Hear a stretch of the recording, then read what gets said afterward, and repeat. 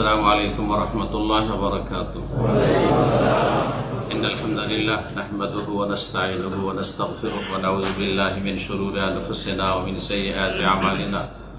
من يهده الله فلا مضل له ومن يضلل فلا هادي له.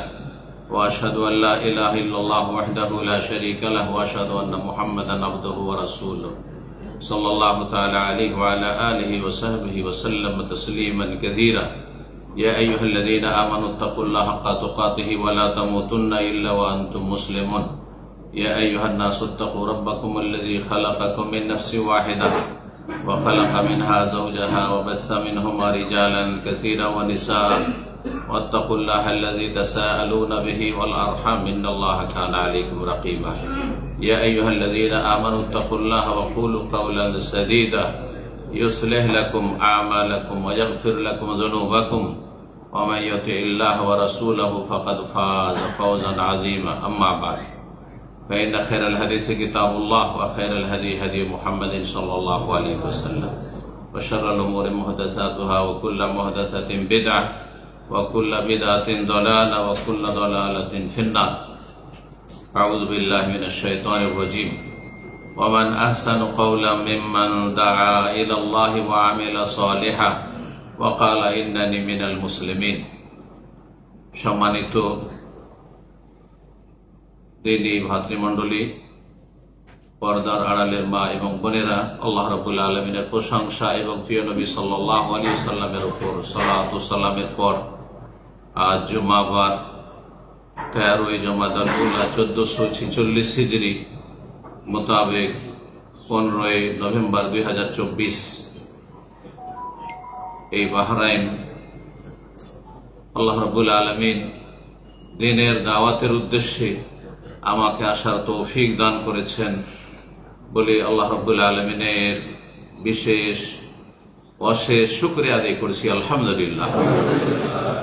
আল্লাহ রাব্বুল আলামিন যে আমাদেরকে একসাথে বসার সুযোগ দিয়েছেন, তাও এমন এক কাজের জন্য যেই কাজটি সবচেয়ে ভালো কাজ, আর যেটি আজকের বিষয়বস্তু সবচেয়ে ভালো কাজ, দাওয়া ইলাল্লাহ, আল্লাহর দিকে আহ্বান করা এবং তার ফলাফল এবং তার ক্ষেত্রে প্রবাসীদের, আপনারা যারা আছেন এখানে, তাদের ভূমিকা কেমন রয়েছে, কেমন হওয়া উচিত, এই আজকের বিষয়বস্তু, যেটি একটু বিস্তারিত বললাম। দাওয়া ইলাল্লাহর ফলাফল সংক্ষেপে এবং প্রবাসীদের এই ক্ষেত্রে ভূমিকা, আপনাদের করণীয়, কতটা করছেন আর কতটা এই ফরিজা আদায়ে সফল। আল্লাহ রাব্বুল আলামিন যেন আমাদের সকলকে তৌফিক দান করেন।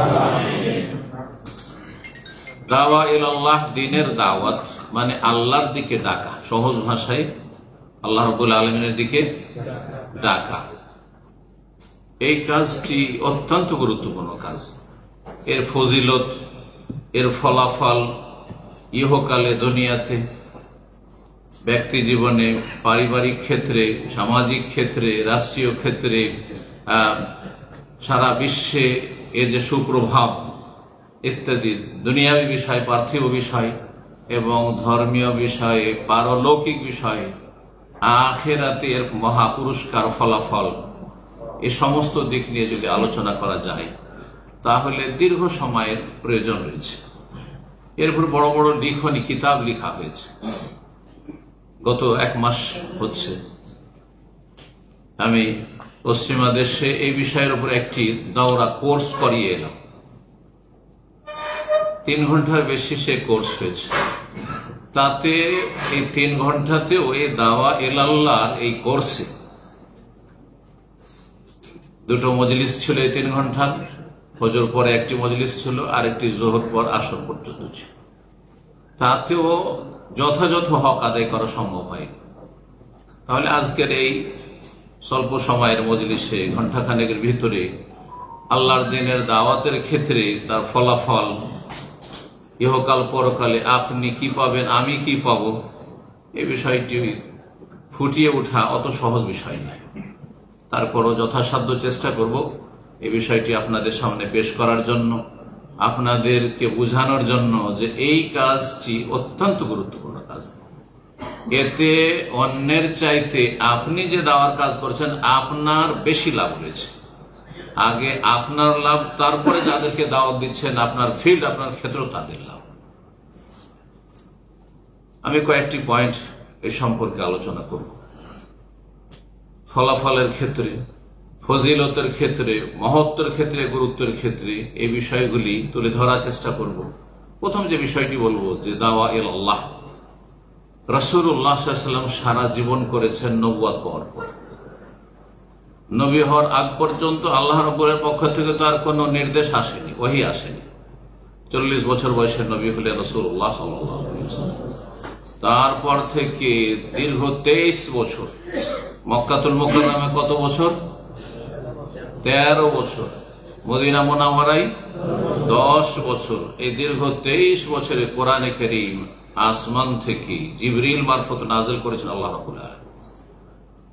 সবচেয়ে শ্রেষ্ঠ রাসূলের কাছে সবচেয়ে শ্রেষ্ঠ দূত ফেরেশতা জিবরাইল আলাইহিস সালাতু ওয়াস সালাম কোরআনে কারীম নিয়ে নাযিল হয়েছে।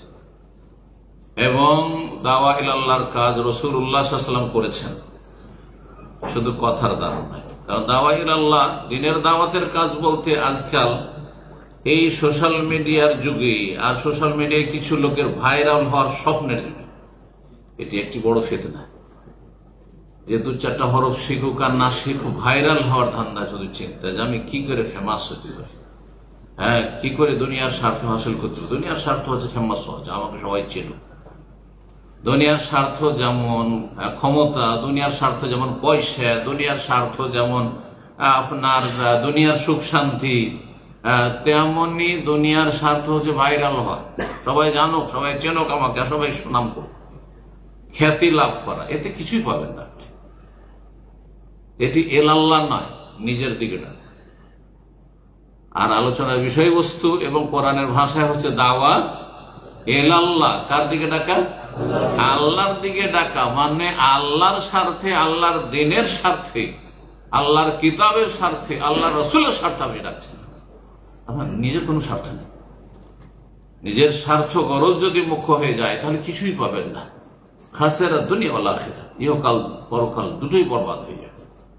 বরং আপনি চরম ক্ষতিগ্রস্ত হবেন, আসামের কাঠগড়ে হাসিল হবেন। কারণ দুনিয়ার স্বার্থের জন্য আপনি ধর্মকে ব্যবহার করেছেন, যার নাম ধর্ম ব্যবসা। দাওয়া ইলা আল্লাহ, রাসূলুল্লাহ সাল্লাল্লাহু আলাইহি ওয়াসাল্লাম দাওয়া ইলা আল্লাহর কাজ করেছেন 23 বছর।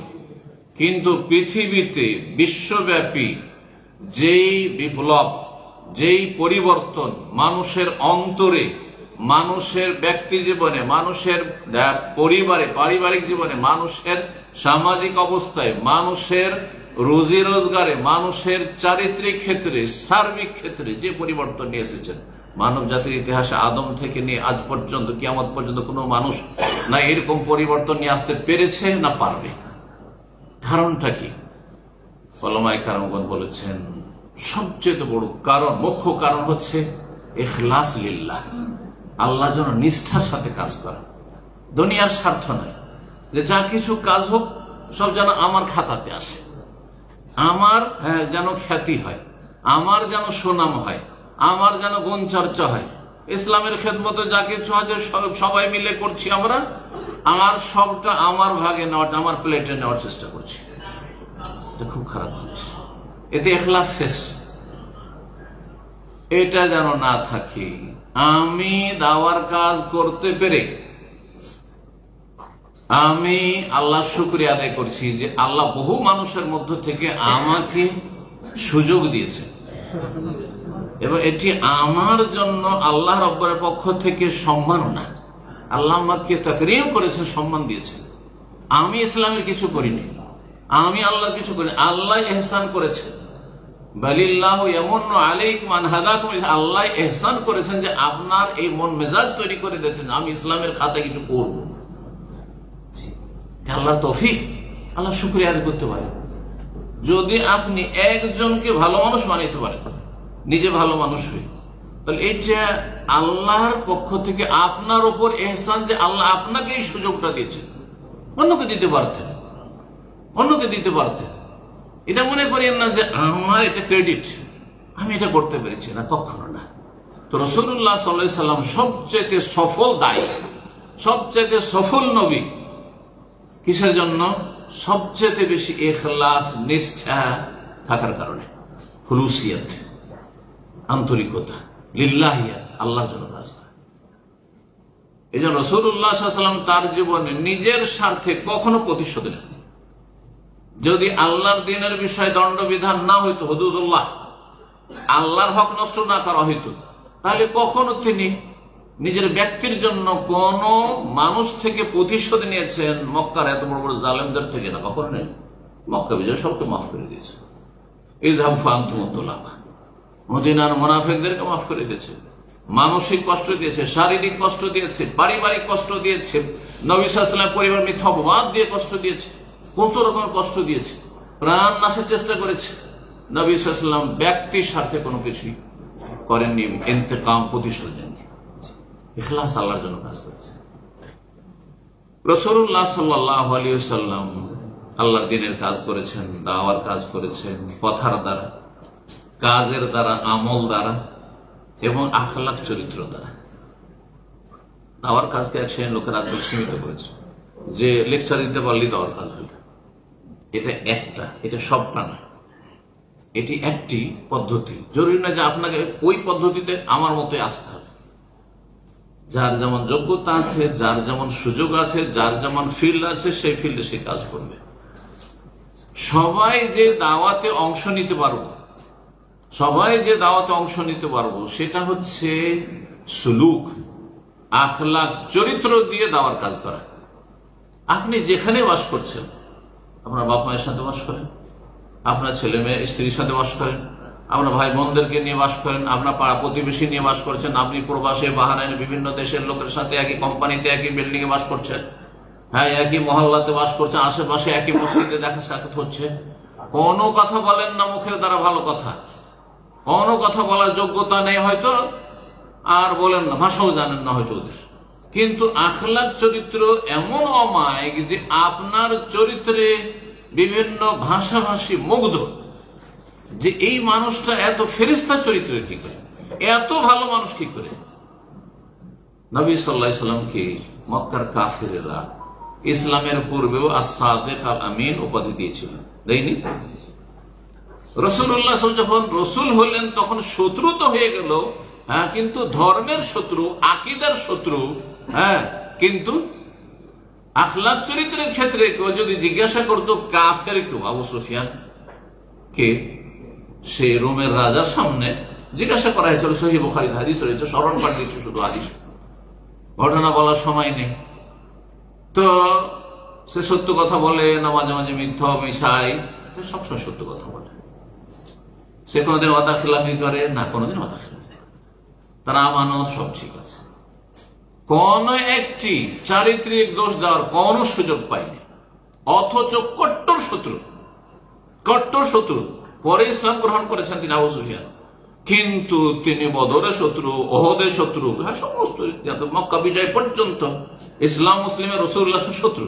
তারপরে বিরূপ মন্তব্য করেন, কারণ রাসূলুল্লাহ সাল্লাল্লাহু আলাইহি ওয়াসাল্লাম তাদেরকে শুধু কথার দ্বারা দাওয়াত দেন, যে আয়াত পড়ে শুনিয়েছেন, আয়াতে তাফসীর করেছেন আর মানুষকে দরস দিয়েছেন, না না না, তার আগে চরিত্র দিয়ে দাওয়াত দিয়েছেন, যেটাকে বলা হয় নীরব দাওয়াত দেওয়া। মুখ বন্ধ করে চরিত্রের দ্বারা কথা বলার কোনো প্রয়োজন নেই, আপনার চরিত্র দিয়ে আপনি দাওয়াত দিচ্ছেন। অমুসলিমদের সাথে চলাফেরা করছেন, তাদের দোকানপাটে আপনি কেনাকাটা করছেন, আর হয়তো হিসাব ভুল করে দিয়েছে, হ্যাঁ, অথবা ধার কর্জা দিয়েছে, ভুলে গেছে, আপনি গিয়ে বলছেন যে না ভাই, তোমার হিসাবে ভুল হয়েছে, তুমি এত টাকা পাবে, আরো বেশি পাবে, তুমি এই টাকাটা ভুলে গেছো, তুমি এত টাকা আমার কাছে পাবে, এই না, এটা এখন দাওয়া, দাওয়াত দেওয়া হয়ে গেল। বেনামাজিদেরকে নামাজ পড়ো ভাই বলার আগে আপনি তাদের সাথে আমানত রক্ষা করছেন, সততা রক্ষা করছেন, নম্র আচরণ করছেন, ভালো আচরণ করছেন, হিতাকাঙ্ক্ষী তাদের ভালো ভাষায় কথা বলছেন, কখনো কর্কশ ভাষায় নয়, কখনো ঘৃণা করে নয়, মহব্বতের সাথে কথা বলছেন, যেমন রোগীকে মায়া করে কথা বলে। আমি বলি যে মুসলিম সমাজে যারা বিভ্রান্ত, বিভ্রান্ত, সে শিরক বিদআতে লিপ্ত রয়েছে, বিভ্রান্ত, বিভিন্ন বেদাতি ধর্মকর্ম করে, অথবা বেনামাজি বিভিন্ন পাপে জড়িয়ে রয়েছে, হারাম খাচ্ছে, ধূমপান করছে, ইত্যাদি ইত্যাদি, নেশা করছে, চরিত্রে বিভিন্ন চারিত্রিক দোষ আছে, তারা হচ্ছে সমাজের রোগী। রোগী রাস্তাতে যদি অচল হয়ে পড়ে যায় তো তাড়াতাড়ি করে আপনার আখলাক চরিত্রের মানবতার দাবি হচ্ছে উঠিয়ে নিয়ে হাসপাতালে পৌঁছে দিবেন। আমি তো চিকিৎসা বুঝি না, ডাক্তার না, দেখে হাসপাতালে কোন রকম পৌঁছে দিয়ে যে এর জীবনটা বেঁচে যাবে। ঠিক তেমনি ওই রকম মায়া করে যদি যারা আপনার দাওয়াতের ক্ষেত্র, অমুসলিম হোক একটা ক্ষেত্র, তিনটি ক্ষেত্র দাওয়াতের, আর একটা মুসলিম সমাজের শিরক বিদআতের ধর্মকর্ম করছে, ধার্মিক কিন্তু শিরক বিদআতের ভ্রান্ত ধর্ম পালন করছে। সহি ধর্ম নবী সাল্লাল্লাহু আলাইহি ওয়াসাল্লামের নিয়ে আসা 1400 বছর আগে সাহাবায়ে কেরামদের জামানার ইসলাম পালন করছে না, যেমন সমস্ত বিদআতপন্থী 72 ফিরকার লোকেরা, তাদের অবস্থাটা এইরকম। এবং যারা মুসলিম সমাজে হয়তো সহি আকীদার দাবিদার কিন্তু বেনামাজি, বিভিন্ন পাপে জড়িয়ে আছে, এরা আমাদের দাওয়াতের ক্ষেত্রে, এই তিনটি ক্ষেত্রে যদি তাদের সাথে রোগীর মতো আচরণ করি, মায়া মমতার সাথে, তাদের সাথে ভালো আচরণের সাথে তাদেরকে ইসলামেতে আকৃষ্ট করার চেষ্টা করি, এটা সবচেয়ে বড় সফল দাওয়াত। আপনি যদি একটা উদাহরণ দিই, আপনার বাপ মাকে খুব ভালো ভালো ইসলামের কথা বলেন, সেই আকীদার কথা বলছে, আর ওরা শিরক বিদআতের আকীদায় রয়েছে, খুব ভালো কথা বলছেন, কোরআনের আয়াত পড়ে তরজমা করছেন, হাদিসের তরজমা শোনাচ্ছেন, আপনি পড়ে পড়ে শোনাচ্ছেন, কোরআন আর হাদিসের তরজমা পড়ে পড়ে শোনাচ্ছেন, আর তাদের সাথে আখলাক চরিত্র খারাপ, আপনার কথা নেবে। কিন্তু তাদের সাথে তারা যদি দুর্ব্যবহার করে, কারণ তারা বিদআতি ধর্মকর্ম করে, সুতরাং এই ছেলেকে দেখতে পারেন, ছেলেকে কষ্ট দেয়, অন্যায় কথা বলে, খারাপ চোখে দেখে, বিভিন্ন রকমের খারাপ কথা বলে আপনার বিরুদ্ধে, আপনি তাদের সাথে ভালো নম্র আচরণ করছেন, বাপের যে সম্মান, মায়ের সম্মান, সেটা আপনি বহাল রাখছেন, দেখবেন যে নির্জনে সে আপনাকে স্মরণ করবে এবং আপনার চরিত্রে মুগ্ধ হয়ে এক সময় ফাইদাল্লাযী বাইনাকা ওয়া বাইনাহু আদাওয়াতুন, আল্লাহ বলছেন যদি ভালো পন্থায় মন্দকে দূর করো, পানি দিয়ে যেমন পেশাব পায়খানা সাফ করতে হয়, তেমনি খারাপ লোকদের আচরণকে যদি বেশি ভালো দিয়ে, ইদফা বিল্লাতি হি আহসান, যেটা বেশি ভালো সেটা দিয়ে মন্দকে যদি দূর করার চেষ্টা করো, মানে বেশি ভালো চরিত্র দিয়ে খারাপটাকে সমাজ থেকে, মানুষের মস্তিষ্ক থেকে, মানুষের জীবন থেকে সরাবার চেষ্টা করো, বদ আখলাককে, বদ চরিত্রকে, পাপকে, তাহলে শত্রুতা করতে করতে করতে একসময় কি হয়ে যাবে, কান্নাহু ওয়ালিয়ুন হামিম, সে একসময় তোমার অন্তরঙ্গ বন্ধুতে পরিণত হয়, বন্ধু হয়ে যাবে। রাসূলুল্লাহ সাল্লাল্লাহু আলাইহি ওয়াসাল্লাম কথার দ্বারা, কাজের দ্বারা, আখলাক চরিত্রের দ্বারা সার্বিক দিক থেকে দাওয়াত দিয়েছেন।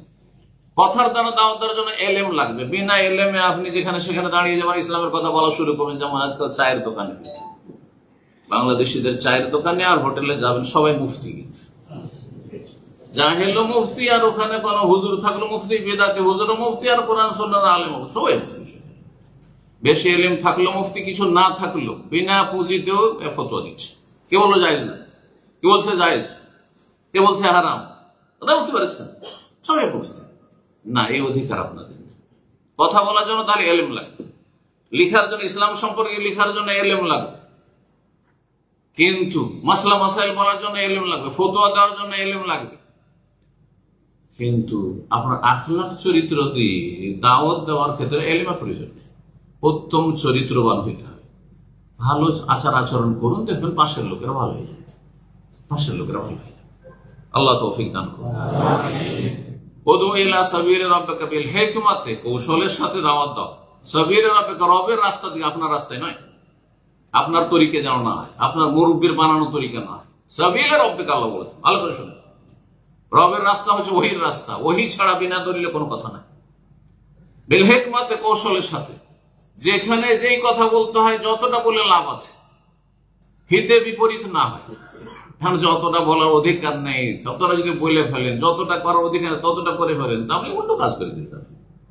হেকমা, হেকমা মানে সত্য কথাকে লুকিয়ে রাখা নয়, কিন্তু যখন যতটা বললে কাজ হয়, যেইভাবে বললে কাজ হয়, সব কথা সব জায়গায় বলা যায় না, সব কথা সব জায়গায় এবং সব অবস্থায় বলা যায়, একসাথে সব লোড দেওয়া যায়, অবস্থা বুঝে ব্যবস্থা। হেকমা ওয়াল মাওয়াইজাতুল হাসানা, ভালোবাসা, এটা বেনামাজি, চলেন ভাই একটু আল্লাহকে স্মরণ করি।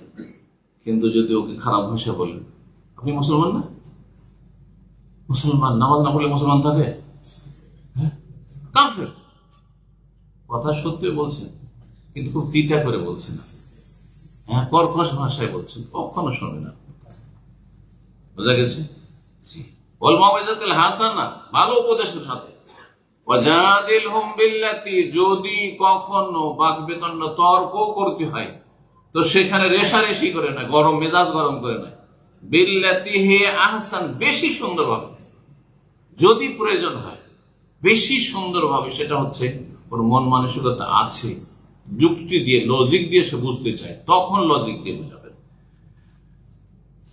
2 নম্বর যে বিষয়টি বলবো, দাওয়া ইলাল্লাহর ফজিলত এবং মর্যাদা অত্যন্ত বেশি, অসীম মর্যাদা রয়েছে। আল্লাহ রাব্বুল আলামিন স্বয়ং বলছেন যে দাওয়া ইলাল্লাহর চাইতে ভালো কাজ, ভালো কথা পৃথিবীতে কোনো কথা নেই। এই জন্য এই কাজটি শুধু আমাদের জন্য আল্লাহ ছেড়ে দেন, এই কথাটা বোঝার চেষ্টা করেন। দাওয়া ইলাল্লাহর কাজ আমাদের জন্য শুধু আল্লাহ রাব্বুল আলামিন ছেড়ে দেননি, বরং স্বয়ং আল্লাহ ডাকছেন। আচ্ছা, দাওয়া ইলাল্লাহর উদ্দেশ্য কি? জান্নাতের দিকে ডাকা না জাহান্নামের দিকে ডাকা? জান্নাতের দিকে, তাই না? দাওয়া ইলাল্লাহর উদ্দেশ্য হচ্ছে ভালো পথে ডাকা না মন্দ পথে ডাকা? ভালো পথে ডাকা। এই কাজটি স্বয়ং আল্লাহ রাব্বুল আলামিন করছেন, দুটো আয়াতে কোরআনে কারীমে রয়েছে। উলাইকা ইয়াদউনা ইলান নার, আল্লাহ বলছেন যে যারা বাতিল শক্তি, কাফের, পাপিষ্ট, গুনাহগার, অসৎ লোক সমাজের, তারা জাহান্নামের দিকে ডাকছে। যে জুয়া খেলে ডাকছে, হ্যাঁ, যে মদ খায় মদের দিকে ডাকছে, যে চরিত্রহীন ব্যভিচারকারী ব্যভিচারের দিকে ডাকবে, সে লম্পট। যে গাঁজাখোর গাঁজার ব্যবসার দিকে ডাকবে, গাঁজা খাওয়ার দিকে ডাকবে। খারাপ লোক খারাপের দিকে, শিরক যারা করে, বিদআত করে, মজার পূজা করে, তারা সেদিকে ডাকবে। মিলাদের দিকে ডাকবে। যে যা করে সেই দিকে ডাকবে। নাস্তিকতার দিকে ডাকছে, সেকুলারিজমের দিকে ডাকছে। উলাইকা ইয়াদউনা ইলান নার, বেনামাজির সংখ্যা বাড়াতে। বেনামাজি কখন নামাজির সংখ্যা বাড়াবে? কখনো বাড়াতে চাইবে না।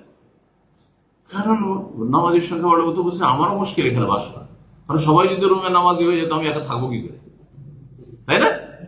সুতরাং ও খুঁজবে বেনামাজি রুম খুঁজবে, যেখানে আর কেউ আমার ঘুমে ডিস্টার্ব করবে না।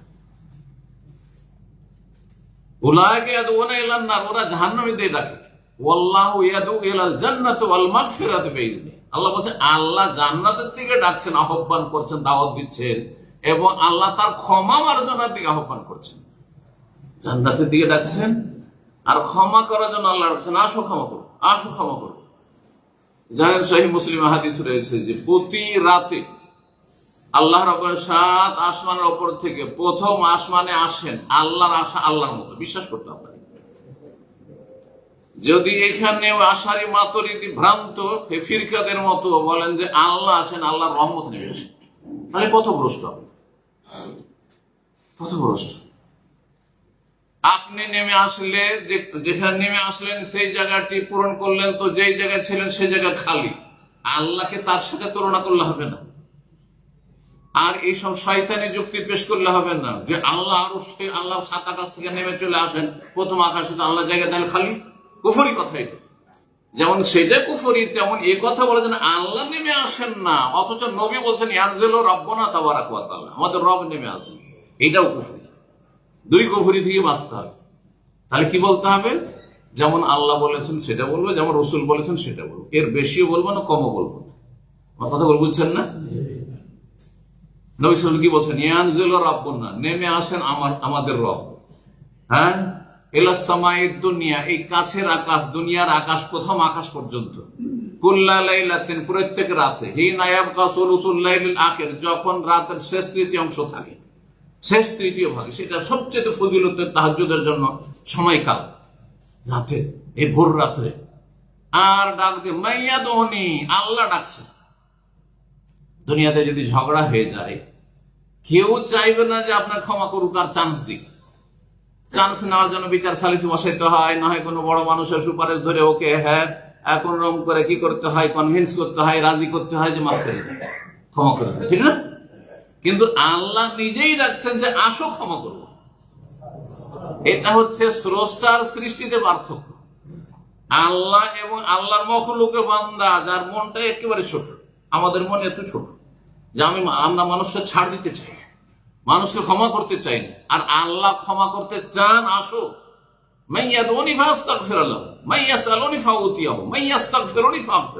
কে ক্ষমা চাইবে ক্ষমা করবো, কে দোয়া করবে তাকে সাড়া দেবো, কে চাইবে তাকে দেব, না চাইলে আল্লাহ অসন্তুষ্ট।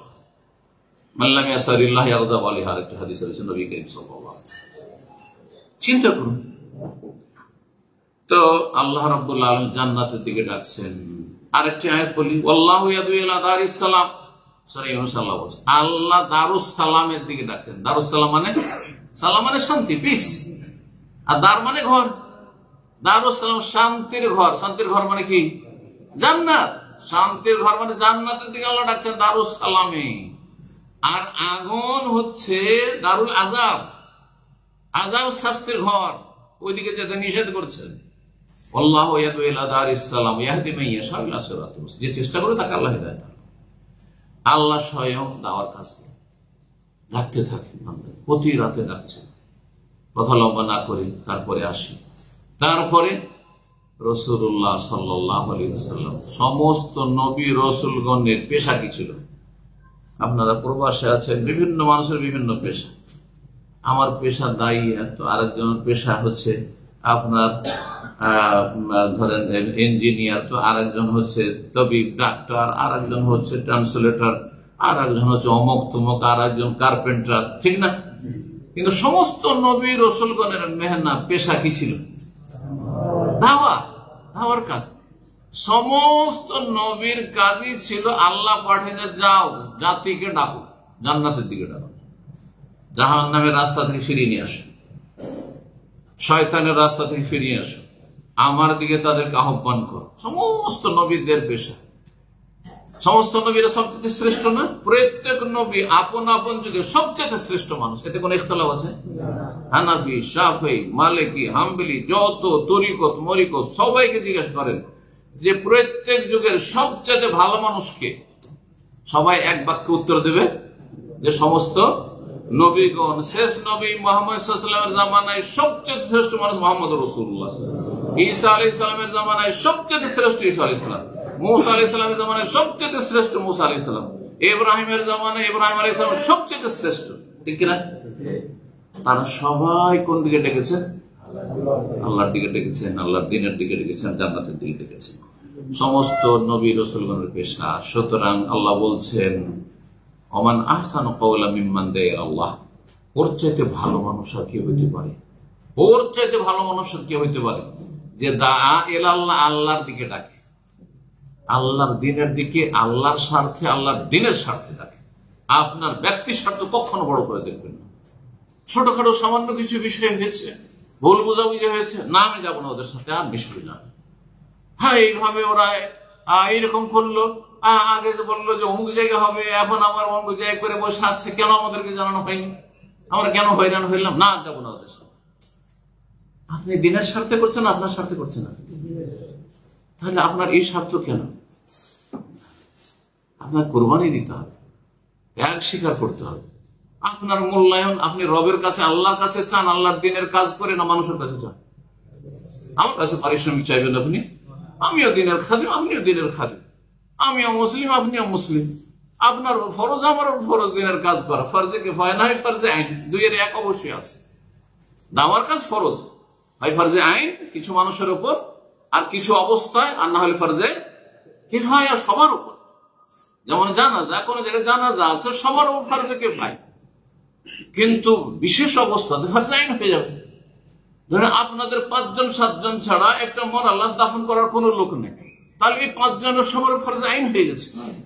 আপনারা যদি বলেন না আমরা করবো না, আর কেউ এসে করবো না, আমরা সবাই গুনাহগার, পুরো জাতি এলাকা গুনাহগার। ঠিক করে কিন্তু যাওয়ার কাজ, আপনি একাই আছেন ওখানে, ভালো মানুষ আর কেউ নেই, সব খারাপ। তো এই খারাপ গুলোকে আপনাকে ভালো করতে হবে আপনার গ্রামে, এটা আপনার ফরজে আইন যে আপনার ছাড়া ভালো মানুষ নেই এলাকাতে। কিন্তু 10 জন ভালো মানুষ আছে, 10 জন মধ্যে 5 জন কাজ করছে, 5 জন এদিক সেদিক আছে, 5 জন কাজ করলেই হলো ফরজে কিফায়া আদায় হয়ে গেল। আশা করি বিষয়টি বুঝছেন। সমস্ত নবী রাসূলগণ এই কাজ করেছেন। সুতরাং সেই কাজটি আল্লাহ বলছেন ওমান আহসানু কাওলাম মিম্মান দা ইলাল্লাহ, সবচেয়ে ভালো কথা, এর চেয়ে ভালো কথা আর কার হইতে পারে যে আল্লাহর দিকে ডাকে। আর কি করে? 1 নম্বর তাহলে কি বলছেন? আল্লাহর দিকে ডাক। আল্লাহর দিকে ডাকছেন কিন্তু নিজেরই ঠিক নেই। ভালো কাজ আগে নিজেকে ঠিক করবেন। নিজেকে জান্নাতের দিকে ডাকবেন না পরকে ডাকবেন? নিজেকে ডাকতে হবে। নিজেকে জান্নাতের দিকে ডাকা হচ্ছে নিজে ভালো আমল করা।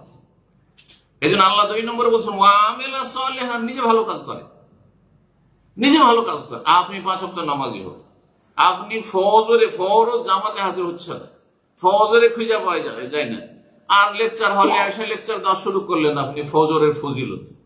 হ্যাঁ, ফজরের নামাজ ইন্না কোরআন আল ফজরে কানা মাশহুদা শুরু করে দিলেন। ফজরের নামাজ পড়লে আল্লাহর হেফাজত, আল্লাহর জিম্মায় থাকেন। ফজরের নামাজ পড়লে জাহান্নামে যাবেন না, ফজর নামাজ পড়লে জান্নাত, মানে সাল্লাল বাইরে তাকালে জান্নাত। ওয়াজ করা শুরু করলেন আপনি, এইদিকে ফজরে আপনাকে খুঁজে পাওয়া চলবে না? চলবে না। আল্লাহ বলছেন যে ভালো কথা যারা বলে তাদের চাইতে ভালো কথা আর কারো দুনিয়াতে হইতে পারে না। যে দাওয়ার কাজ করে সে তার কথা সবচেয়ে ভালো, কিন্তু সে যেন ওয়ামেলাস ভালো কাজ করে। তাহলে দাওয়ার কাজে মানুষকে ভালো কথা বলার আগে নিজেকে সংশোধন করতে হবে, নিজেকে জান্নাতের পথের পথিক বানিয়ে আগে আগে হাঁটতে হবে, আর পিছনে পিছনে আপনার তারা ফলো করবে যে আপনারা যান আমি আসছি, আপনারা জান্নাতের দিকে যান আমি আসছি, এরকম করলে চলবে না। ওয়াকালা ইন্নানি মিনাল মুসলিমিন, এবং ইসলাম জন্মসূত্রে পেয়ে হীনমন্যতে ভুগলে হবে না। আজকাল অধিকাংশ মুসলিমরা যারা দুর্বল ইমানের, আর তারাই হচ্ছে সংখ্যাগরিষ্ঠ, যেহেতু দেখছে যে মুসলিম মানে কোণঠাসা, মুসলিম মানে সব জায়গায় দুর্বল, মুসলিম মানে বিভিন্ন জায়গাটা পেরেশানিতে আছে, বিভিন্ন জায়গায় চালাতে ঘুরলে, সুতরাং হীনমন্যতে ভুগে।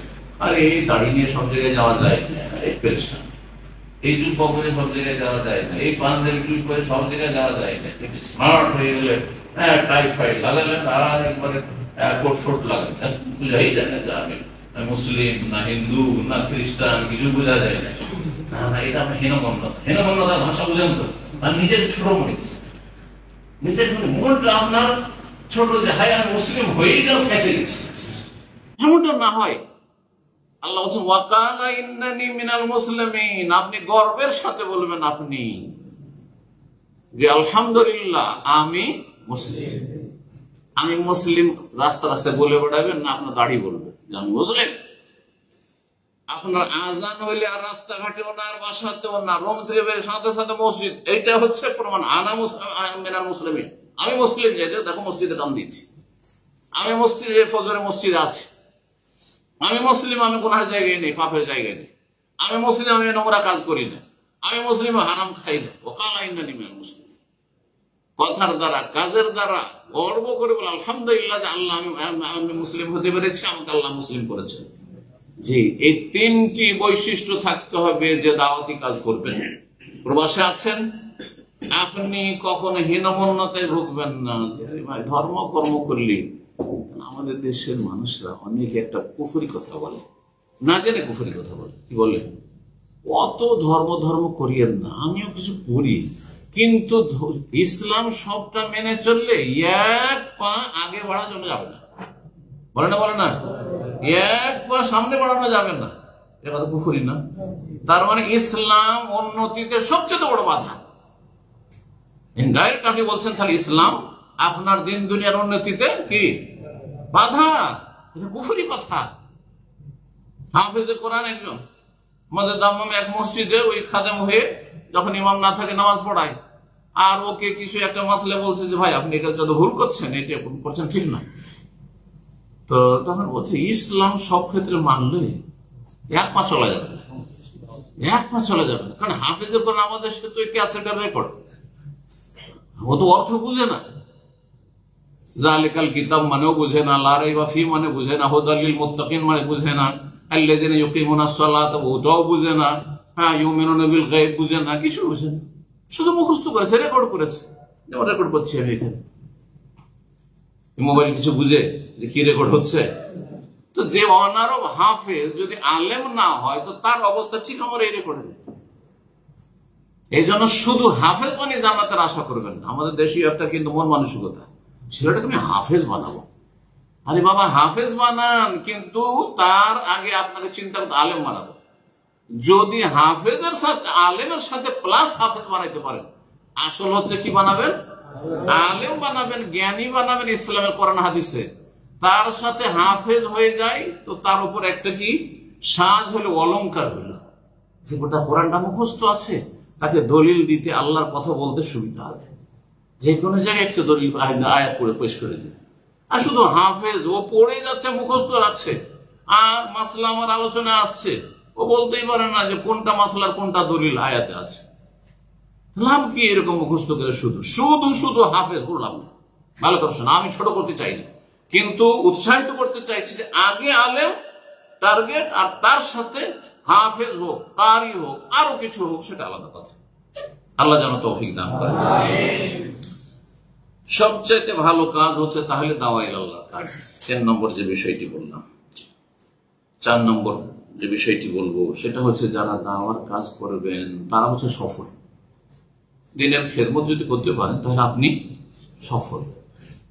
হাসর মাঠে এমন নবী আসবে কিয়ামতের দিনে, হাদিসে নবী সাল্লাল্লাহু আলাইহি ওয়াসাল্লাম বলেছেন, ওয়ান নাবিয়্যু ইয়াতি ইয়াউমাল ওয়ালাইসা মাহু আহাদ, একজনও তার উপর ঈমান নিয়ে আসেন।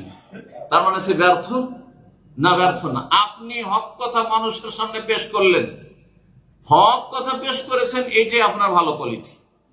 কে মানলো মানলো না, কতজন আমার ফলোয়ার হইলো, কতজন আমার ভিউয়ার হইলো, কতজন শুনলো না শুনলো, আর কে কয়েকজন হাজির হইলো না হইলো, এইসব সংখ্যাতে কোনো লাভ নেই। আমাদের যে কোনো একটা মাহফিল রেখে দেন, হাজার হাজার মানুষ, 50,000 লাখ মানুষ, কিন্তু হেদায়েত কয়জন হচ্ছে? আকীদার কয়জনের সংশোধন হচ্ছে? মানহাজের কয়জনের সংশোধন হচ্ছে? হ্যাঁ, কে বুঝে যে কোনটা সুন্নাত আর বিদআত, কয়জন বুঝে? শুধু ভাই আজকে ওয়াজটা না খুব ভালো লাগলো। কি ভালো লাগলো? কি বলেছেন? বলছে তা তো বুঝতে পারিনি, কিন্তু সুরটা খুব সুন্দর ছিল। সুর করে ওইটাই খুব মজা লেগেছে। কিন্তু গানের মাহফিল, আমি গানের মাহফিল, গান শুনে খুব মজা লাগলো, ঠিক ওইরকম আমরা এই ওয়াজ শুনে, সুর শুনে খুব মজা লাগলো। এই হচ্ছে আমাদের দেশের ওয়াজ মাহফিল। খরচ বেশি করা হয়, কিন্তু ফলাফল সব হচ্ছে ওয়াসার। একটাও নামাজি হয় না, একটাও বিদআতি সুন্নতি হয় না, একটাও শিরকি আকীদার লোক তাওহীদবাদী হয় না, একটা অসৎ লোক সৎ হয় না, হারাম খাওয়া লোকগুলো হালাল খেতে শিখে না আর হারাম থেকে বাঁচে না। তো লাভ কি এত টাকা পয়সা খরচ করে, বড় বড় মাহফিল করে, লক্ষ লক্ষ টাকা খরচ করে? আসল হচ্ছে কোয়ালিটি। তো কোয়ালিটি সুন্দর হইতে হবে, সেটা হচ্ছে সফলতা। সফলতা মানে গ্যাদারিং নয়, সফলতা মানে সংখ্যাগরিষ্ঠতা নয়, এটা হচ্ছে গণতন্ত্রের কথা। সফলতা হচ্ছে কোয়ালিটি। কোয়ালিটি কোয়ালিটি হইতে আবু বকর, ওমর, ওসমান, আলী, সাহাবায়ে কেরামদের কোয়ালিটির মুসলিম হইতে হবে। যখন শুনলাম সাথে সাথে পরিবর্তন, সাথে সাথে আমার জীবনে বিপ্লব, সাথে সাথে আমার পরিবর্তন। আজকে থেকে আমি প্রতিদিন পার্ট টাইম করি, আল্লাহর দিনের খাদেম হয়ে পার্ট টাইম করবো। কিছু না কিছু মানুষ আমি ভালো কথা বলে আসবো, বেনামাজিদের রুমে গিয়ে গিয়ে একটু করে ইসলামের কথা বলে আসবো, আমি নামাজের দিকে ডেকে আসবো। এটা হচ্ছে আপনার সফলতা। কে শুনলো কে শুনলো না, কে আপনার কথায় নামাজি হইলো হইলো না, ওগুলো দেখার বিষয় নয়। যেই ব্যক্তি আল্লাহর দিকে ডাকে, আল্লাহর দিনের দিকে ডাকে, সে হচ্ছে সফল। আল্লাহ বলছেন, ওয়ালতাকুম মিনকুম উম্মাতুন ইয়াদউনা ইলাল খায়র ওয়া ইয়ামুরুনা বিল মারুফ ওয়া ইয়ানহাউনা আনিল মুনকার ওয়া উলাইকা হুমুল মুফলিহুন। তোমাদের মধ্যে এমন এক জাতি হওয়া উচিত যারা ভালো কাজের উপদেশ দেবে, অন্যায় কাজে বাধা দেবে, আর তারা হচ্ছে কি মুফলিহুন, সফল। মুফলিহুন ফালাহ থেকে, আজানে ইকামতে হাইয়া আলাল ফালাহ। ফালাহ মানে সার্বিক সফলতা, সার্বিক জীবনে সফল। এই যদি সফলতা লাভ করতে চান তাহলে দাওয়ার কাজ করবেন, আপনি মানুষকে ভালো কথা বলবেন, আপনার ঘর থেকে শুরু করবেন। তারপরে পর প্রথমখানে একটু ধার্মিক হলেন আর চলে গেলেন আপনি চিল্লাতে বেরিয়ে এক দেশ থেকে আর এক দেশ চলে গেলেন, আপনি স্ত্রী ছেলে মেয়ে ছেড়ে। এটা ইসলামের তরিকা নয়। ইসলামের তরিকা হচ্ছে নিজেকে জাহান্নাম থেকে আগে রক্ষা করো, তারপর নিজের পরিবারকে, আশিরাতাকাল আকরাবিন, আল্লাহ বলছেন তার নিকট আত্মীয়কে, হ্যাঁ, আর তারপরে এই প্রবাসে আছেন আপনার আশেপাশে, আপনি মানামায় আছেন মানামার লোক। এই নয় যে এখান থেকে আপনাকে চলে যেতে হবে, ওই রিফা যেতে হবে, তো আপনাকে দাম্মাম চলে যেতে হবে, আপনাকে অন্য দেশে চলে যেতে হবে, অথবা অন্য মহল্লায় যেতে হবে, হ্যাঁ, গাড়ি করে খরচ আছে ভাই, না না না না। আর সেখানে গিয়ে আপনাকে অবস্থান করতে হবে। আপনি ঘর থেকে শুরু করবেন, আপনার বিল্ডিং এ সব বেনামাজি ভরে আছে, আপনার বিল্ডিং এ মেলা লোক ইসলাম সব কিছুই জানে না, সূরা ফাতিহা মুখস্থ নেই, আত্তায়াত মুখস্থ নেই, দুরূদ মুখস্থ নেই, ওগুলোকে করান, ঘর থেকে শুরু করেন, আপনার এই ঘরে।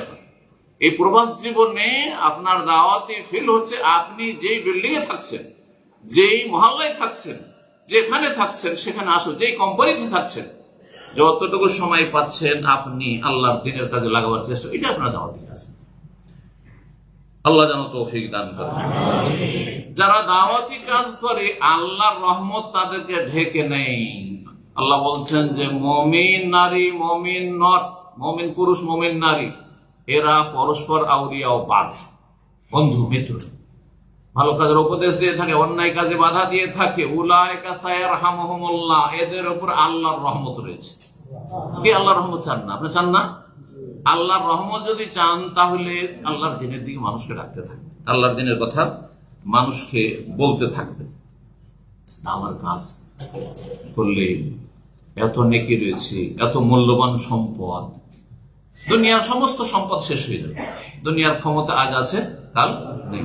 দুনিয়ার পয়সা আজ আছে, কাল নেই। যদি পয়সা থেকেও যায় তো অন্যরা ভোগ করবে, আপনাকে ছেড়ে চলে যেতে হবে। ধর আপনার পয়সা ধন দৌলত থাকলো, কিন্তু আপনি তো মরলেন, তাহলে পয়সাগুলো তো আপনার না, ঠিক না? কিন্তু দাওয়ার কাজ করলে আপনার এই অশেষ নেকি চলতেই থাকবে, সাদকা জারিয়া, সাদকা জারিয়া চলতে থাকবে। উদাহরণ দিয়ে বলি, আপনার মাধ্যমে আল্লাহ একজনকে, শুধু বেশি পারেননি আপনি, একজন বেনামাজিকে নামাজি বানিয়েছেন, একজন শিরকি বিদআতে আকীদার লোককে আপনি তাওহীদ সুন্নাতের অনুসারী দিশা দিয়েছেন তাকে, একজন নাস্তিককে, একজন সেকুলারকে, যে বলে ধর্ম এখানে, সেকুলাররা কি বলে, জেনারেল শিক্ষিত আমাদের দেশে, আরে মন ভালো সব ভালো, এটা ভালো সব ভালো, পাপে ডুবে আছে, হ্যাঁ সমস্ত রকম অপরাধ করে যাচ্ছে, মানুষের লুটপাট করে খাচ্ছে, ও বলছে মন ভালো। তো নামাজ পড়ে কি হবে? তুমি নামাজ পড়ে তোমার ভিতর খারাপ, আমার ভিতরটা সাফ। আমি ওদের বলি আমার ভিতরে যদি সাপ থাকে তো বাহিরটাতেও গন্ধ থাকবে না, বোঝা গেছে না? কিন্তু ভিতরে যদি বগলে গন্ধ থাকে তাহলে কাপড় গন্ধ করবে, করবে না? করবে না? আপনার বাইরে সবগুলি খারাপ, পাপ আর পাপ, পাপ আর পাপ, আর আপনি কি লজ্জায় দাবি করছেন আমার ভিতরটা ভালো? তার মানে ভিতরে আপনার গলিজ ভরা আছে, নাপাকি ভরা আছে, সেই জন্য দুর্গন্ধ ছড়াচ্ছে যে আপনার কথায়, কাজে, আচার আচরণে, রুজিতে হারাম আর হারাম। এটা প্রমাণ করে যে আপনার ভিতর ভালো না, আপনি মিথ্যুক। যার ভিতর ভালো বাহিরে তা প্রকাশ পাবে। গেঞ্জিতেও যদি আপনি সেন্ট মেরে তারপরে জামা কাপড় পরেন তো জামা কাপড়ে কি থাকবে? সেন্ট থাকবে, থাকবে না? ওপরেও সেন্ট পাওয়া যাবে, আপনার পাশে গেলে সেন্ট পাওয়া যাবে, ভিতরে কি আছে? সেন্ট আছে। ঠিক ওই রকমই সুতরাং যারা ধার্মিক লোক তার ভিতর ভালো, সেই কথা বলতে পারে, আর তারপরে যে আল্লাহ ভীরু সে দাবি করবে না, এই অহংকারী করবে না আমার ভিতর ভালো, এটা বলবে না কখন। আর যে যত বেশি পাপী আর অসৎ তারা দাবি করে থাকে আমার এইখানে ভালো, এটাই যথেষ্ট। এটা ধর্ম নিরপেক্ষতা, এইখানে ধর্ম ব্যাস, আর রুজি রোজগারে ধর্মকর্ম নেই। হ্যাঁ, পারিবারিক জীবনে ধর্মকর্ম নেই। হারাম থেকে বাঁচতে হবে, নারী ফিতনা থেকে বাঁচতে হবে, পয়সার ফিতনা থেকে বাঁচতে হবে, হালাল রুজি খেতে হবে, ওখানে ধর্মকর্ম নেই। সুদ ঘুষ বেঈমানি আত্মসাৎ, সেখানে কোনো ধর্মকর্ম নেই। হ্যাঁ না, মোটেই না। তো দাওয়ার কাজ এত নেকির কাজে একজন লোককে আপনি হেদায়েত করলেন, তারপরে আর এর বেশি কিছু করতে পারেননি। ওই একজনের স্ত্রী, ছেলে মেয়ে ওর ওসিলাতে হেদায়েত হয়েছে। ওই যে একজনকে আপনি নামাজি বানিয়েছেন, ওর মাধ্যমে ওর স্ত্রী ও ছেলে মেয়ে 5-7টা 10টা ছেলে হেদায়েত হয়েছে। তারপরে আগামী প্রজন্ম ওর ছেলেরা, ছেলেদের মাধ্যমে ছেলেদের ছেলে মেয়ে ওরা হেদায়েত হয়েছে। বা ওই লোক যে একজন আপনার মাধ্যমে হেদায়েত হয়েছে, ও আবার বিভিন্ন জায়গায় গিয়ে আর 2-4-10 জনকে হেদায়েত করতে পেরেছে। ওই 2-4-10 জনের প্রত্যেকে আর 10 জন করে হেদায়েত করেছে, জান্নাতের দিকে নিয়ে এসেছে, নামাজের দিকে মসজিদ মুখী করেছে। তাহলে প্রথম ব্যক্তি কিন্তু আপনি। 1 নম্বরে কে? আপনার মধ্যে এক লোক ঠিক হয়েছিল, যেই লোকের মাধ্যমে 10 জন, আর প্রত্যেকের মাধ্যমে আবার 10 জন, 20 জন, 50 জন করে হয়েছে। সব নেকির সমান পরিমাণ, সবার নেকির সমান পরিমাণ আপনার আমলনামাতে আসতে আছে। বোঝা গেছে? এই মর্মে হাদিস শুনে আপনাদেরকে রাসূলুল্লাহ সাল্লাল্লাহু আলাইহি ওয়াসাল্লাম বলছেন, সহিহ মুসলিম হাদিস, মান দাআ ইলা হুদান, কেউ যদি হেদায়েতের দিকে ডাকে, কানা লাহু মিনাল আজরি, তার নেকি হবে মিসলা উজুরে মান তাবিউ, যা তার অনুসারী যতগুলি লোক হবে, তাকে যত লোক ফলো করবে, তার কথায় যত লোক হেদায়েত হয়েছে তাদের একটা ভাগ, যত আমল করবে সব তার আমলনামায় আসতে থাকবে। এর বিপরীত ঠিক ওই রকমই আপনার মাধ্যমে আপনি অসৎ লোক, যদি কেউ চোর হয়, আপনি চোর তৈরি করেছেন, আপনি হারাম খাওয়া লোক তৈরি করেছেন, আপনি নেশা করেন, আপনার দেখা দেখে অনেকে আপনার অনুসরণ নেশা করেছে, আপনার মতো খারাপ চরিত্রের হয়ে গেছে, আপনার কারণে বিভ্রান্ত হয়েছে, তাহলে যত লোক গুনাহগার হবে আপনার মাধ্যমে, সেই গুনার বোঝাগুলি আপনার আমলনামায় আসতে থাকবে। তো দাওয়ার কাজে তাহলে কত সুন্দর ফলাফল রয়েছে। রাসূলুল্লাহ সাল্লাল্লাহু আলাইহি ওয়াসাল্লাম সবচেয়ে মূল্যবান সম্পদ সেই যুগে ছিল লাল উট। আরবদের মরুভূমিতে তাদের সম্পদই ছিল কি? উট, না হয় বকরি ছাগল, আর বকরি ছাগলের চাইতে দামি হচ্ছে উট, আর উটের মধ্যে লাল উট সবচেয়ে দামি। আলী রাদিয়াল্লাহু তাআলা আনহুকে যখন খাইবারে পাঠালেন বিজয়ের জন্য, সেই দিন তাকে পতাকা দিয়ে পাঠাচ্ছেন, তখন বললেন যে তুমি আস্তে ধীরে যাবে, তাড়াহুড়া করবে না। এনজিল আলা সাহাতিহিম, তাদের উঠানে, তাদের এলাকায় চলে যাবে, ইহুদিদের সাথে যেহেতু লড়াই ছিল, আর তারপরে তাড়াহুড়া করে লড়াই শুরু করে দেবে না। সুম্মাদ ওহুম ইলাল ইসলাম, ইসলামের দিকে তাদেরকে দাওয়াত দিবে যে ইসলাম কবুল করো, আসলিম তাসলিম, ইসলাম কবুল করো, শান্তিতে থাকবে, সুখে থাকবে। এটা হচ্ছে ইসলামের দাওয়াত। ইসলাম মানে শান্তি, সুতরাং শান্তি চাও হে মানুষ, তাহলে ইসলামের দিকে আসো।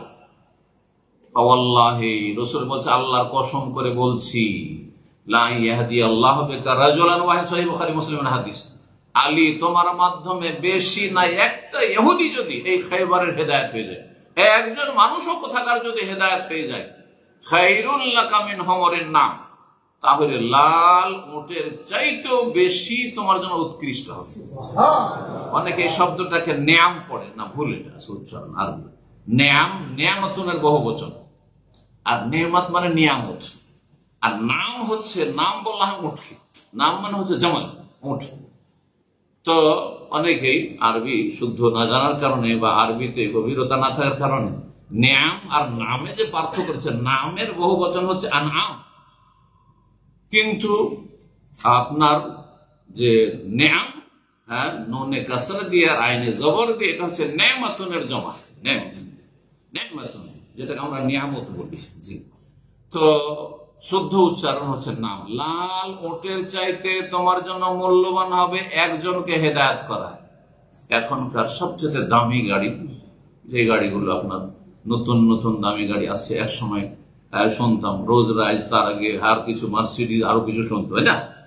তো সবচেয়ে মূল্যবান বাহন যেটা আজকালকার মূল্যবান গাড়ি, তার চাইতে তোমার জন্য মূল্যবান সম্পদ হবে কি? একটি লোকের হেদায়াত। তাহলে একজন গরিব মানুষ আলেম, একজন দায়ী, একজন সাধারণ মানুষ, আলেম অজরি না, সাধারণ মানুষ আপনার ভালো আচার আচরণে উপদেশে একটি বেনামাজি নামাজি হয়ে গেল, একজন হারাম খেত হারাম খা ছেড়ে দিল, একজন নোংরা ছবি দেখতো, ফিল্ম দেখতো, ব্লু ফিল্ম দেখতো, তওবা করে ফিরে চলে আসলো, একজন বিভিন্ন পাপে জড়িয়েছিল, পাপগুলি ছেড়ে, একজন নেশা করতো, নেশা ছেড়ে দিল। আপনার সবচাইতে দুনিয়ার যে মূল্যবান সম্পদ, তার চাইতে বেশি মূল্যবান সম্পদ আপনি পেলেন, যেটা আপনি মহাপুরস্কার আকারে রব্বুল আলামিনের কাছে পাবেন, সেই আশা রাখবেন। আল্লাহ যেন তৌফিক দান করেন। সুতরাং আপনাদের এই ক্ষেত্রে ভূমিকা থাকতে হবে। আর ভূমিকার ক্ষেত্রে আবার শেষখানে স্মরণ করিয়ে দিচ্ছি সূরা আসরের কথা। সূরা আসরে যে 4টি ধাপের কথা বলা হয়েছে, প্রথম ধাপ হচ্ছে জ্ঞান অর্জনের মাধ্যমে ঈমানকে সুন্দর করা, না হলে ক্ষতিগ্রস্ত। ইন্নাল ইনসানা লাফি খুসর, সবাই ক্ষতিগ্রস্ত মানুষ, ইল্লাল্লাযিনা আমানু, তবে ঈমানদার যারা, ঈমানদার হলে এলেম ওয়ালা ঈমানদার। আপনি না জানবেন তো কি বিশ্বাস করবেন? আজকে জেনেছেন যে এখানে আলমান্নাই হলে প্রোগ্রাম আছে বলে এসেছে, তাই না? না জানলে তো আসতেন না, বা ভুল জানলে তো ভুল জায়গায় চলে যেতেন, আর ভুল লোকেশনে চলে যেতেন। এই জন্য কি করতে হবে? আগে এলেম হাসিল করা ফরজ, আগে এলেম হাসিল করা ফরজ। আপনাকে মৌলিক যে বুনিয়াদি এলেম ইসলামের জ্ঞান সেটা অর্জন করা ফরজ, তারপরে সেই অনুযায়ী ফরজ ওয়াজিব গুলি আদায় করা ফরজ, হারাম কাবিরা নাজায়েজ থেকে বেঁচে থাকা ফরজ, তারপরে সুন্নত নফল যত করতে পারেন ভালো, আর অপছন্দনীয় কথা কাজ মাকরুহাত থেকে বেঁচে থাকা ভালো, আর তারপরে নফল কাজ করে অতিরিক্ত করতে পারলে ভালো, না হলে আল্লাহ কোনদিন জিজ্ঞাসা করে যে নফল কাজ কেন নেয়, নফল দান সাদকা কেন নেয়, নফল নামাজ কেন নেয়, নফল রোজা কেন নেয়, সোমবার বৃহস্পতিবার কেন রোজা রাখেন আল্লাহ জিজ্ঞেস করবেন। কিন্তু রমজানের রোজা আল্লাহ জিজ্ঞাসা করবেন, জাকাত আল্লাহ জিজ্ঞাসা করে, হজ আল্লাহ জিজ্ঞাসা করে, 5 ওয়াক্ত নামাজ আল্লাহ জিজ্ঞাসা করে, 5 ওয়াক্ত নামাজ 17 রাকাত ঠিক ছিল কিনা। এই জন্য ইল্লাল্লাযিনা আমানু, ঈমানের পরে বলছেন ওয়া আমিলুস সালিহাত, ভালো আমলগুলি করবে, ফরজ ওয়াজিব আদায় করবে, হারাম নাজায়েজ থেকে বেঁচে থাকবে। 3 নম্বরে ওয়া তাওয়াসাউ বিল হক, তারপরে হক কথা মানুষকে উপদেশ দেবে, অর্থাৎ দ্বীনের দাওয়াতের কাজ করে, মানুষকে দ্বীনের দিকে ঢাকবে। এটা 3 নম্বর কাজ, আজকের যে বিষয়টি 3 নম্বর কাজ। তার আগে তাহলে অলরেডি আপনার এই প্রবাস জীবনের 2টো কাজ আপনার আদায় হয়েছে কিনা দেখতে হবে। ঈমান শিরক মুক্ত হয়েছে কিনা, না এখনো শিরকি আগে ওই পীর মাজারে বিশ্বাস রাখেন, আপনি সুফিজমে বিশ্বাস রাখেন, এটা আপনাকে মনে রাখতে হবে। আর তারপরে আপনার মধ্যে বিভিন্ন বিদাত আছেন নাকি, মিলাদ কিয়াম এই সেই, আর শবে বরাত, হলুয়া রুটি, অমুক তমুক, মরার খানা ভোজ, এসব আছেন নাকি, এগুলো থেকে সংশোধন করে ফিরে আসেন, আমল ঠিক করেন, আপনি শিরক বিদাত মুক্ত হন, মুনাফিকি মুক্ত হন, নাস্তিকতা মুক্ত হন, সেগুলার ধর্ম নিরপেক্ষতা থেকে মুক্ত হন, ইসলাম বিরোধী আকীদা থেকে আপনি মুক্ত হন। আর তারপরে যখন আকীদার সংশোধনের মাধ্যমে ঈমান সুন্দর হয়েছে, ভালো আমলগুলি করুন, আর তার সাথে সাথে আপনি একটু করে দাওয়াত দিতে কিছুটা মানুষকে ভালো মানুষ বানাবার চেষ্টা করুন, ভালো মানুষের সংখ্যা বাড়াবার চেষ্টা করুন, আল্লাহ যেন তৌফিক দান করেন। 4 নম্বর যেটা পদক্ষেপ, সেটা সর্বশেষ পদক্ষেপ সফলতার জন্য, সেটা হচ্ছে ভালো কথা মানুষকে বললে সবাই সম্মান করবে না, অনেকেই কষ্ট দেবে। যে যত বেশি ভালো কথা বলেছে, যে যত বেশি সংস্কারমূলক কাজ করে, যে যত বেশি ইসলামের খেদমত করেছে, যে যত বেশি হক কথা বলেছে, তার শত্রু তত বেশি থেকেছে। নবী করিম সাল্লাল্লাহু আলাইহি ওয়াসাল্লামের চাইতে ভালো মানুষ দুনিয়াতে কেউ ছিল? এতে কোনো দ্বিমত আছে? নবীর শত্রু বেশি না আমার শত্রু বেশি? নবীর শত্রু বেশি। নবীর দাঁত ভেঙেছে, দাঁত শহীদ হয়েছে, নবীর মাথায় মোবারক জখম হয়েছে, তায়েফের লোকেরা কি তার সাথে আচরণ করেছে, ওহদের ময়দানে কি আচরণ করেছে, নবীকে বিষ দেওয়া হয়েছে, আমাকে আপনাকে বিষ দেওয়া হয়নি খাবারে, সুবহানাল্লাহ। নবীকে বহুবার মেরে ফেলার চেষ্টা করা হয়েছে, নবীর মাথার জন্য জীবিত মৃত যে অবস্থা নিয়ে এসে দিতে পারে 100 ওট পুরস্কার দেওয়া হয়েছে। তাহলে কত শত্রু তার ছিল, চিন্তা করুন তো। তাহলে শত্রু থাকলে, আমাদের দেশের কিন্তু একটা ভুল কথা আছে, উনি বিতর্কিত মানুষ, উনি বিতর্কিত কথাবার্তা বলেন। তাহলে নবী তো আগে বিতর্কিত, হ্যাঁ, মক্কার লোকেরা বলছে খারাপ লোক, ও তো সাবি বেদিন হয়ে গেছে, ও তো সাহেব, ও তো জাদুকর, ও তো কাহিন, ও তো গণক, হ্যাঁ, ও তো জ্যোতিষী, হ্যাঁ, ও তো মজনুন, পাগল, সাহেরুন আও মজনুন বলতো না। চিন্তা করো তো দেখি, তো নবীকে যদি পাগল বলে, আমাকে পাগল বললে এমন কোন ব্যাপার আছে? আল্লাহ বলছে ওয়াতাওয়াসাউ বিস-সাবর, নামাজের কথা গিয়ে একটা বেনামাজিকে বলবে যাও যাও তোমার কাজ করো, খবরদার আর বলতে আসবেন না, এরপর বলতে আসলে খবর আছে, তো বরদাস্ত করতে হবে। ওয়াতাওয়াসাউ বিস-সাবর, নিজেকে ধৈর্য ধরতে হবে, সাথী বন্ধুদেরকে ধৈর্য ধারণ করতে বলতে হবে। দাওয়ার কাজে যারা আছেন, এই দাওয়ার টিম যারা আছেন বাহরাইনে, আপনাদের অনেককে কষ্ট দিবে, রাত দিন অক্লান্ত পরিশ্রম করে মানুষকে জমায়েত করছেন, আর কত কষ্ট করছেন, আর কত খরচ করছেন, শ্রম দিচ্ছেন, তারপরে বিভিন্ন বিরূপ মন্তব্য করবে, ওগুলো পরোয়া করবেন না, ওতে কোনো পরোয়া করবেন না। ওয়াতাওয়াসাউ বিস-সাবর, ধৈর্য ধারণ করতে হবে। এই জন্য আমি আর দাওয়ার কাজ করবোই না, আমি এইসব কাজে যাবই না, বাদ দিলাম।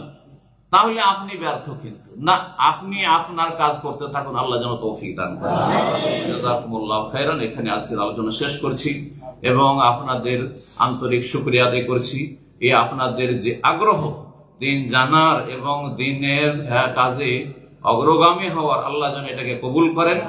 এবং আপনারা যে মনোযোগী আমার কথাগুলি শুনলেন, এই জন্য আল্লাহ রাব্বুল আলামিনের শুকরিয়া আদায় করছি, তারপর আপনাদের শুকরিয়া আদায় করছি।